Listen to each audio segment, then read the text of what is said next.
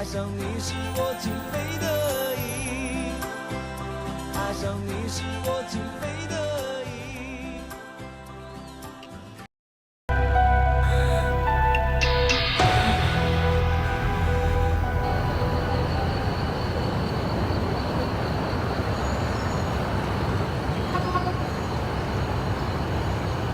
Salamat.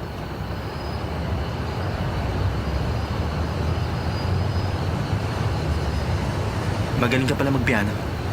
Tumigil ka nga. Sinadya yun ng mama mo para mapahiya ako. Bakit hindi ka man lang kumibo? Hindi mo ako pinagtanggol. Pinangitan ko na nga ang pagtugtog. Habang kinakalampag mo ang mga tiklado, natutuwa ako nun. Alam kong gusto niya magmukha kang tanga. Pero alam ko mas magagawa mo sa kanya yun. Bakit ganyan ka makatingin? Huwag mo nga ako tingnan. Hindi ba alam mo naman na gusto kita?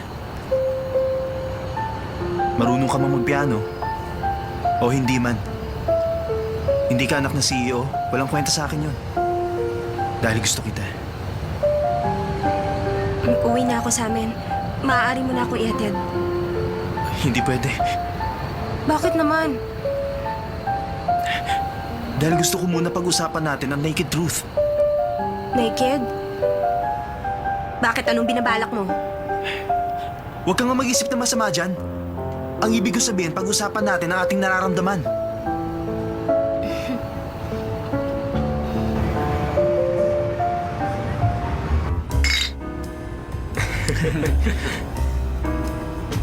Exciting tong araw na ito. Ano kayang ginagawa ni na Sanchay at Ase? Nung tumutugtog si Sanchay, nakita niyo ba kung gaano kasama ang mukha ng mama ni Aze? Nung hinila ni Ase si Sanchay para tumakbo palabas, akalain mo hinarang nila si Auntie. Akala mo sasabog yung mga ugat niya sa mukha. Tawang-tawa talaga ako. Dapat siguro wag muna ako pumunta sa kanila. Huwag muna tayo magpakita. Kundi baka ipatapon lang tayo sa labas.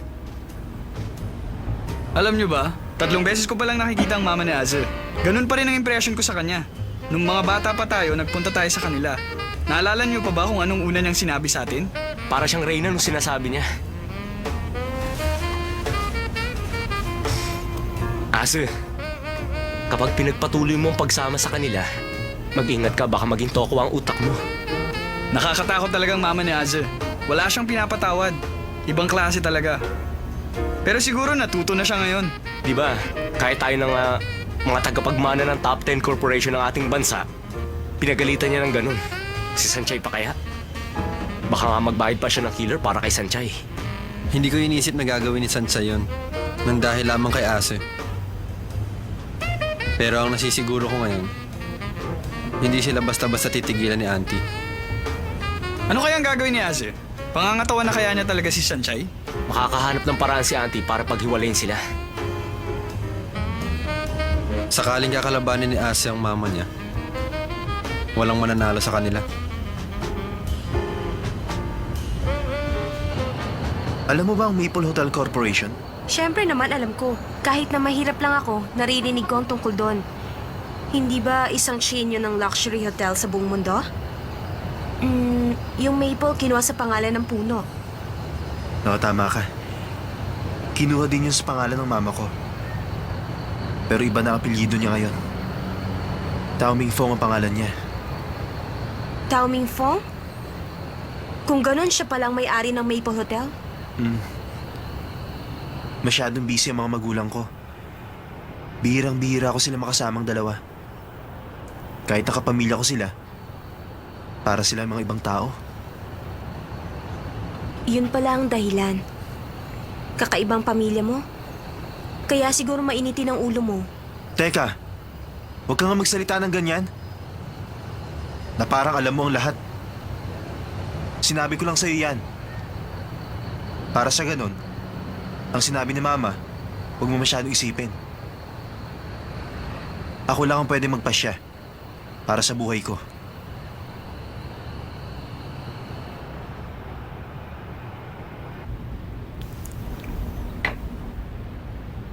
Madam, sa maikling panahong binigay niyo sa akin, ito ang nalaman ko. Si Miss Sanchay, hindi po siya anak ng isang CEO. Sa madaling salita, isa lamang siyang ordinaryong mamamayan. Ang papa niya, walang permanenteng trabaho. Ang mama niya ay nagtatrabaho ng part-time. Nalaman ko ring nakatira silang tatlo sa isang napakaliit na bahay. Pero madam, ang young master, baliw na baliw sa kanya. Tama na. Ngayon, Yudien, kailangan mawala ang insektong yan. Isa siyang malaking kasiraan para sa Dowming family. Iniisip ko, masyado pa ring bata si Azil para gawin ang mga plano ko. Pero sa mga nakikita kong nangyayari, kailangan ko nang ituloy. Ngunit ang planong yan, hindi batang sabi niyo hihintayin niyo siyang makagraduate? Ayoko nang ulitin pa ang sinabi ko, Yutien. Opo, madam. Yung tungkol po sa plane ticket papuntang New York. I-postpone mo yan. Opo. Gusto mong makipaglaro. Wala ka pang alam. 难以忘记初次见你，一双迷人的。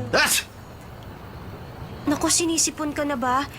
Isuot mo na kaya ang jacket mo. Okay lang. Ano okay lang? Mamaya ako na naman ang sisisihin mo. Dali. Ano yon? Bakit ka nakatingin? Ano sa palagay mo iniisip ko? Huwag mo akong pag-iisipan na masama. Subukan mo lang na hawakan ako. Ihahagis kita dyan. Alam mo, kakaibang babae ka. Ang 2 taon nagmamahalan. Okay lang na gawin nila kahit ano. At ngayon, narito ako. I'm a man of sense. Alam mo namang ikaw ang gusto ko. Daming sir, matagal ko nang gustong itanong sa'yo.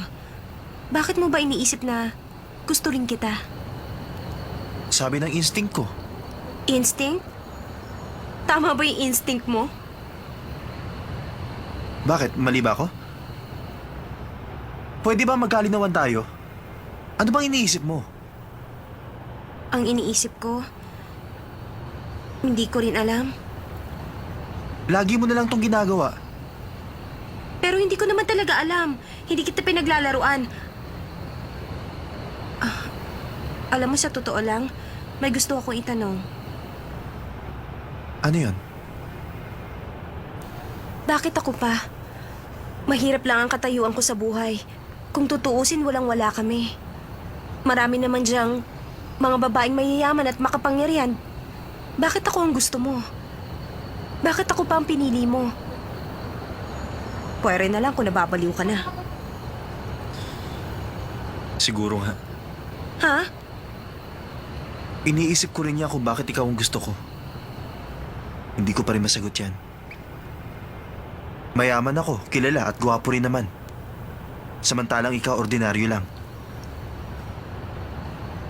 Ano gwapo sinasabi mo? Kapal, ha? Kung meron nga talagang taong ganyan, hahanapin ko siya kahit saan. Masyado ka talagang...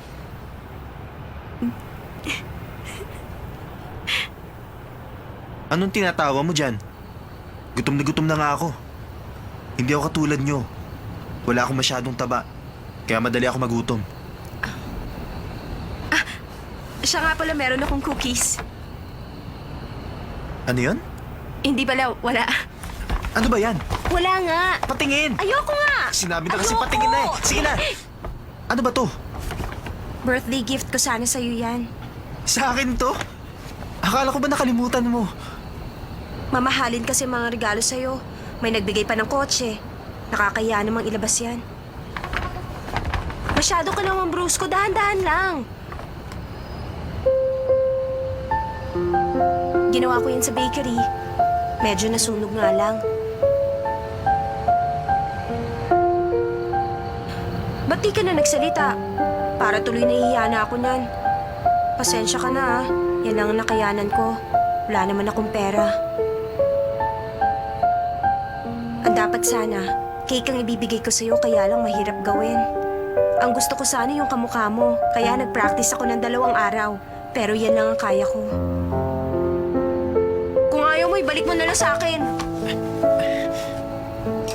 Ang saya ko. Salamat sa mga cookies. Ngayon ko na nakita ang mukha niya na parang bata. Hindi ko na tuloy na kung magalit. Ang pangit-pangit ng cookies na ginawa ko. Pero ito ang nagpasaya kay Dao Mingse. Gutom na rin ako. Kainin na nga natin Hindi! yan. Binigay mo sa akin to. Tiisin mo na lang muna. Basta hindi mo to pwedeng kainin.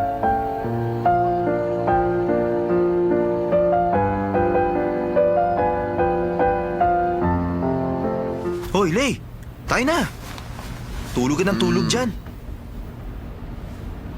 Bakit ba wala ka man lang kahit sofa? Saan ako pwedeng maupo? May sofa sa sala kung gusto mo umupo. Di bali na lang. May sasabihin ako sa'yo. Ano ba yun? Umuwi ka na nga. Paano ako uuwi? Alam mo naman nag-aaway kami ni Mama kagabi, di ba?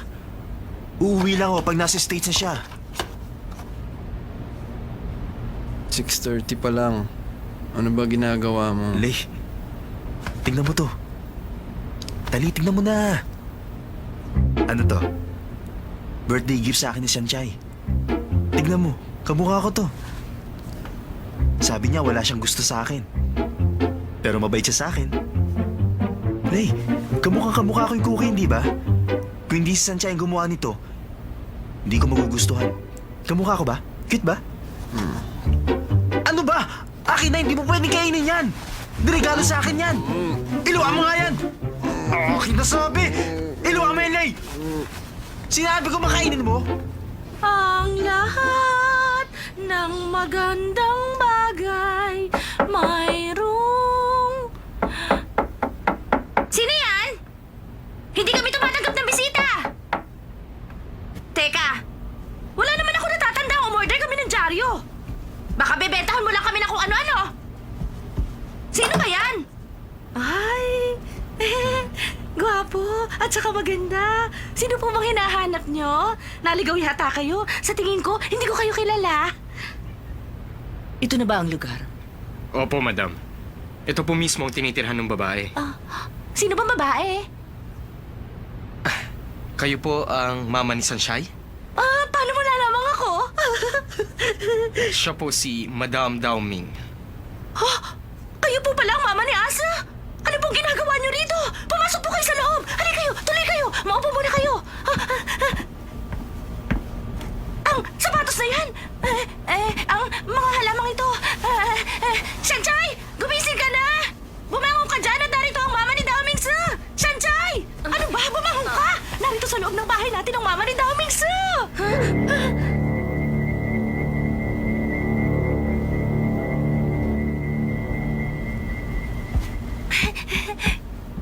Uminom muna kayo ng tubig. Kamusta po kayo? Ako ang mama ni Dao Mingse. Humihingi ako ng paumanhin. Maaga ko kayong naabala. Okay lang. Naku, alam niyo ba, madam, hindi pinababayaan ni Dao Mingse ang anak namin si Sanchay. Yutien, pwede mo nang ilabas. Opo. Hindi na ako magpapaligoy-ligoy pa. Alam kong mahalaga ang oras para sa lahat ng tao. Naku, hindi. Wala kami pakialam sa oras. Hindi mahalaga sa amin yan dahil marami kami yan. Dediretsuhin na kita. Gusto kong malaman ninyo ang dahilan ng pagpunta ko rito sa bahay ninyo. Ikaw, Miss Sanchay. Hinihiling ko sa'yo na layuan mo na si Asu. Siyempre, hindi kita pababayaan na wala kang pera.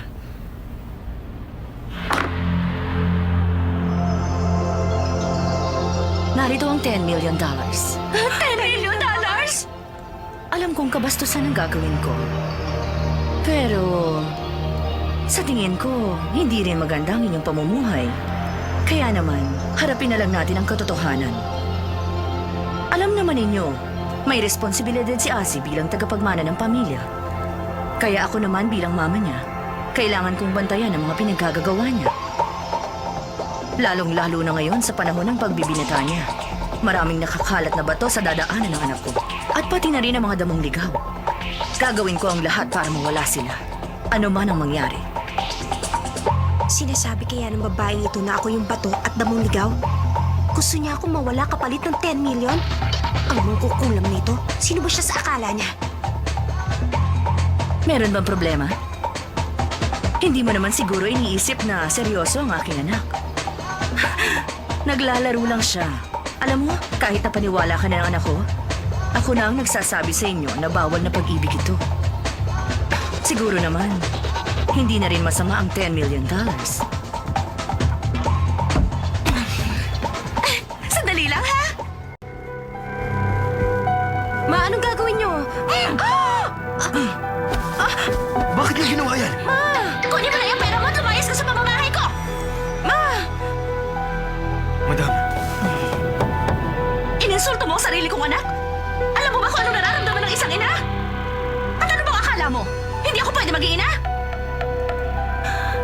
Naiintindihan ko ang ibig mong sabihin. Ayaw ninyo ng pera? Talagang hindi! Naiintindihan ko. Umalis na tayo. Opo.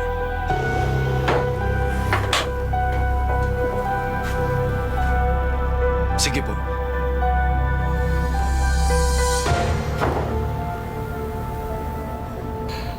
Hindi ako makapaniwala.